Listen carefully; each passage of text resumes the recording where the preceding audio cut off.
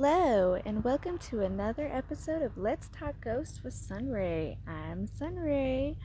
So, in this episode, I'm going to share a couple of my stories with you guys growing up.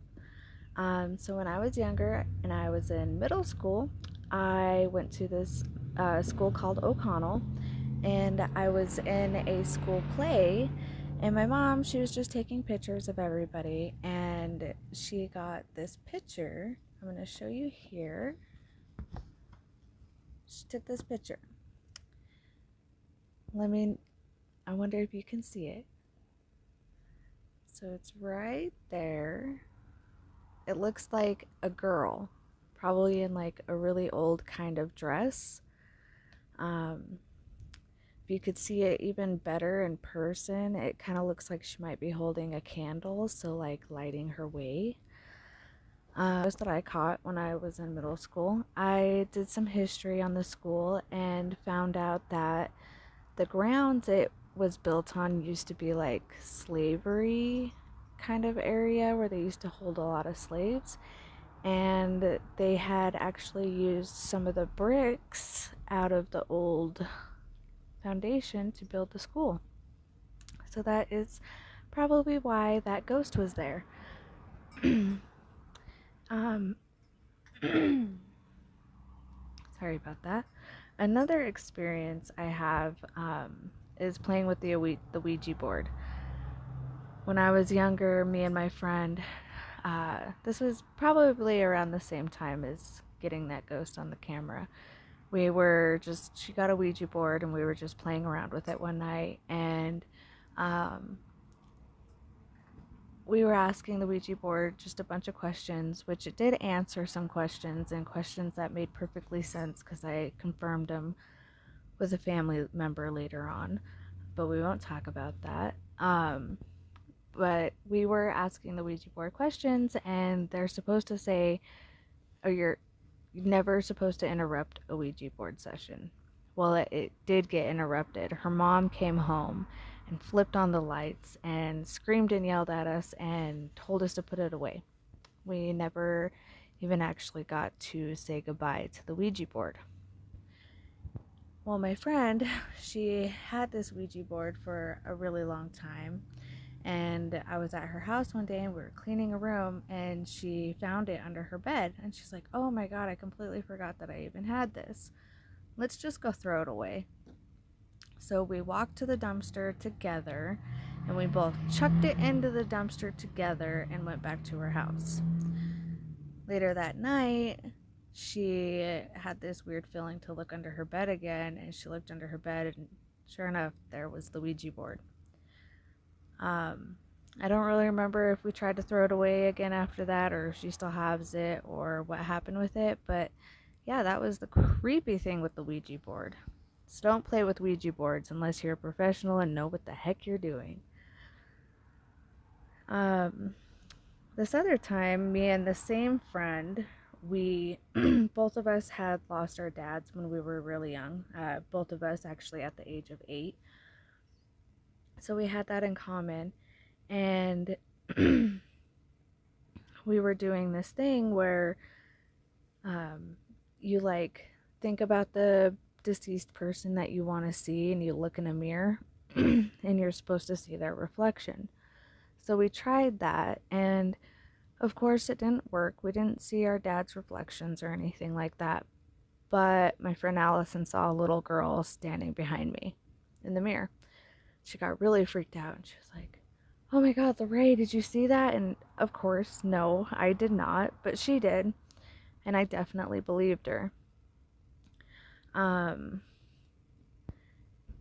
That little girl has been with me ever since. I personally haven't seen her in quite a while, but I have been told that she is still with me. There was another occasion I was at the same friend's house, and I was walking down her hallway, and there was a mirror in the hallway, and as I was walking down the hallway, Allison said to me, that little girl is behind you. And I looked in the reflection of the mirror, and that was the first time I saw the little girl myself. Really quick flash of her.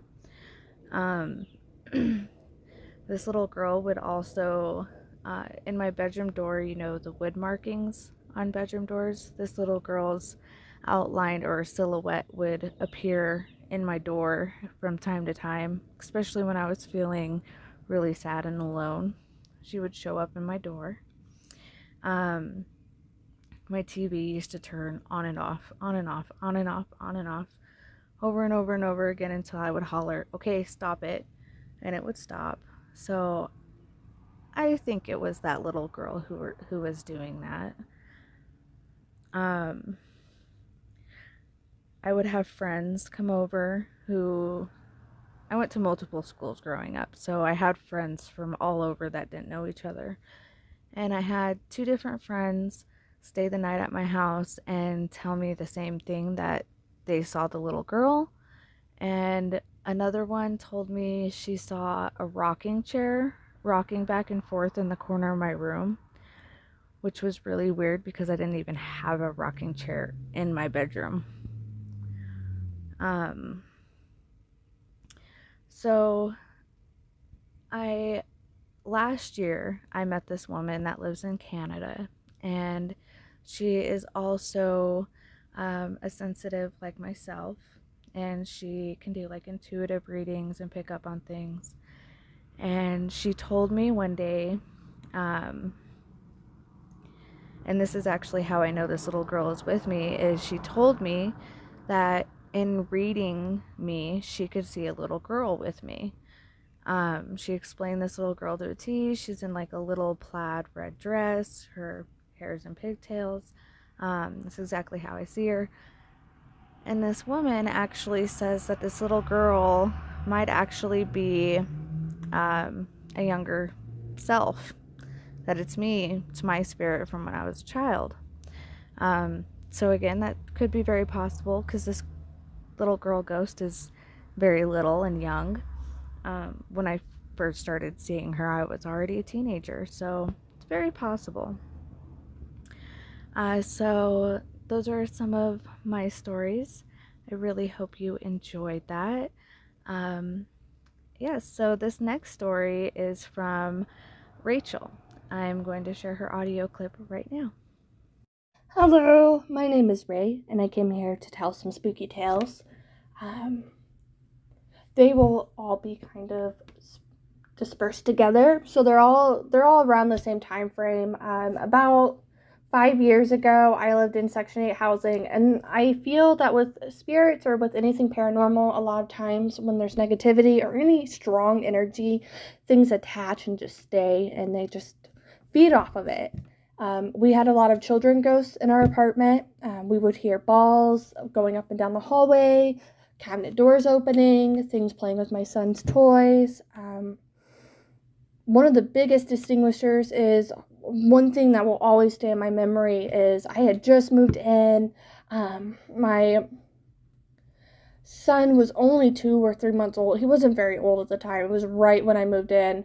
And I had this walker for him, but he wasn't old enough to really get in it and like do anything. He couldn't go across the floor. He couldn't even crawl at this time. And so he was asleep. It was 2 a.m, and I woke up to hearing this noise. I could hear something moving across my floor. I just thought I was dreaming or hearing something else, and I was too tired to worry about it. So I went back to sleep, and I woke up and was taking my son to school when my neighbor came out of her apartment distressed because she woke up to this walker, my son's walker, going across the floor. And I had to explain to her, like, he's only 2 months old. And she was understanding. I think she was more concerned or questioning at that point, or maybe thought I was doing it for some reason. But at that point, it confirmed it. And so when I heard, like, the kids laughing in my hallway or balls bouncing down the hallway or things would go missing, I knew that it was probably something to do with that.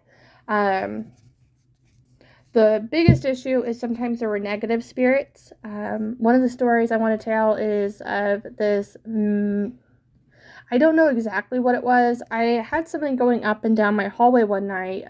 It was a very busy spiritual night. There was a lot going on in my apartment, and I was just tired. I was exhausted. My son was about 9 months old at this time. And I had gotten him to sleep in his room, and I woke up, and it sounded like something was messing with him. And nothing ever messed with him. Everything basically left him alone. So I was scared. So I jumped out of bed, and I ran and grabbed him and put him into bed with me. And I was trying to go to sleep. I was so paranoid. I was having a hard time. And as I finally got comfortable, something grabbed me. And at this point, it was the breaking point, because at this point in the story, like, this had been going on for almost a year now. And I was just done. So I kicked it, which was the number one mistake you can make. And as I kicked it, it grabbed me and would not let go. And I have a picture, but you can't really see the pinch mark. But it hurt, and I could not move. And I was just so upset and felt so powerless. I ended up leaving for a little bit, and I came back. I just stayed with my parents as much as I could, but we have the best relationship, so I couldn't stay there for very long periods of time. Another night, I was taking a nap because I was just so tired, and my son was with his dad, and my neighbor had a grandbaby, and they were her daughter and her grandbaby were at her home, or not home, I apologize, hospital. They were at the hospital, and I knew she didn't have a car, so she might need me to take her. And she had mentioned it. She had asked for a ride, and she would just come and let me know when she needed it. In my half asleep stupor, I woke up, and I like walked in there, and I heard a Rachel, Rachel, Rachel. And I didn't think anything about it. That was normal. So I opened the door, and there's no one there. And I look around. Well, we had another little girl. I was a woman, but we had another girl that lived not too far away whose name was also Rachel. So I didn't, like, my half asleep brain was like, oh, maybe for some reason she was downstairs announcing herself, even though it sounded like my neighbor's voice. I don't know. I was confused. I went and got out, like, I went on my balcony. I looked down to see if maybe, because I was in an upstairs apartment, if you hadn't caught on by now. But anyways, I looked down, and there was no one there. So I look up, and there were crows. I don't remember how many. I want to say 3 to 4 flying in a circle above the parking lot, and they were cawing, and it weirded me out. And it made me uneasy. And then all of a sudden, I heard in my apartment, Rachel, Rachel. And I was like, forget this noise. And I bounced. I called my neighbor later that day, though, and I was like, hey, did you need a ride? Did you need me? And she was like, I don't call you Rachel. I call you Ray. And I was like, oh yeah, I should have, like, kept that in mind. So, like, these things were always happening here, and it was terrifying.